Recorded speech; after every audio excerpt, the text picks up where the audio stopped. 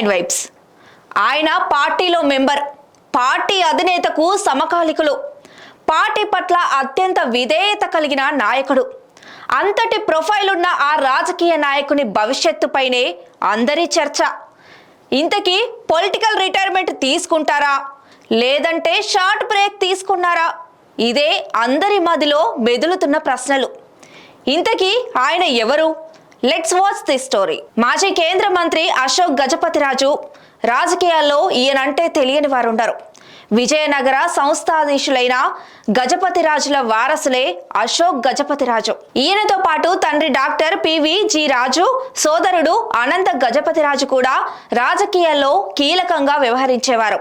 1978లో తొలిసారి బీజేపీ నుండి పోటీ చేసి విజయం సాధించిన అశోక్ గజపతిరాజు 2004 అసెంబ్లీ ఎన్నికలు, 2019 పార్లమెంటు ఎన్నికలు మినహా వరుసగా గెలుస్తూనే వచ్చారు.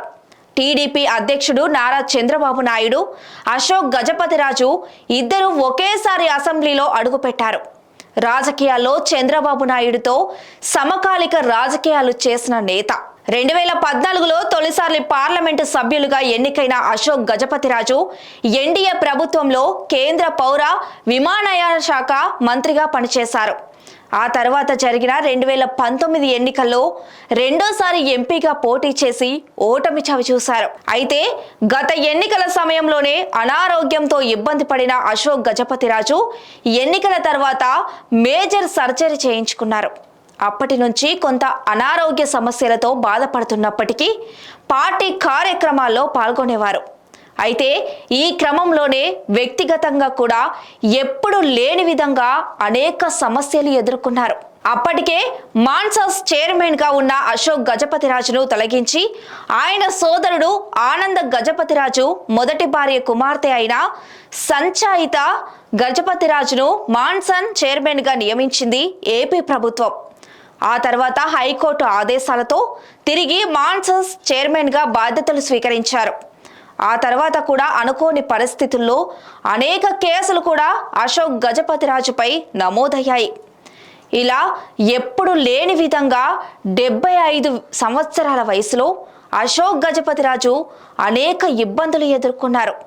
అయితే ప్రస్తుత ఎన్నికల్లో అశోక్ గజపతిరాజు మరోసారి విజయనగరం ఎమ్మెల్యే అభ్యర్థిగా బరిలో దిగతారనే వార్తలు విస్తృతంగా వచ్చాయి.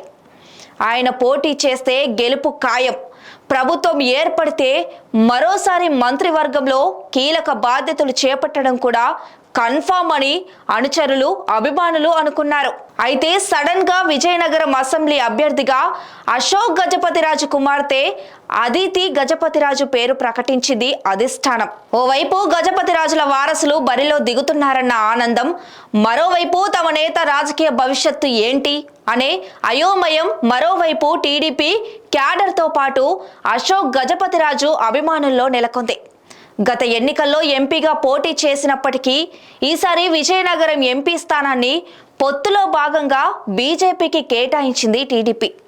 గత ఎన్నికల్లో ఎంపీగా పోటీ చేసిన అశోక్ గజపతిరాజు పొత్తుల్లో భాగంగా బీజేపీకి కేటాయించడంతో ఇప్పుడు ఆయన రాజకీయ ప్రస్తావన ఏంటి అనే చర్చ జోరుగా సాగుతోంది. రాజకీయ వారసురాలిగా అదితి గజపతిరాజు బరిలో దిగడంతో అశోక్ గజపతిరాజు రాజకీయాలకు గుడ్ బై చెప్పారనే ఊహాగానాలు ఓవైపు, లేదు కుమార్తె గెలుపు కోసం వర్కౌట్ చేసి భవిష్యత్తులో రాజ్యసభ సభ్యులుగా లేదా కేంద్రంలో ఉన్న పరిచయాలతో గవర్నర్ పదవి పొందుతారు అని మరికొందరు ఇలా జిల్లాలో విస్తృతంగా వార్తలు వినిపిస్తున్నాయి.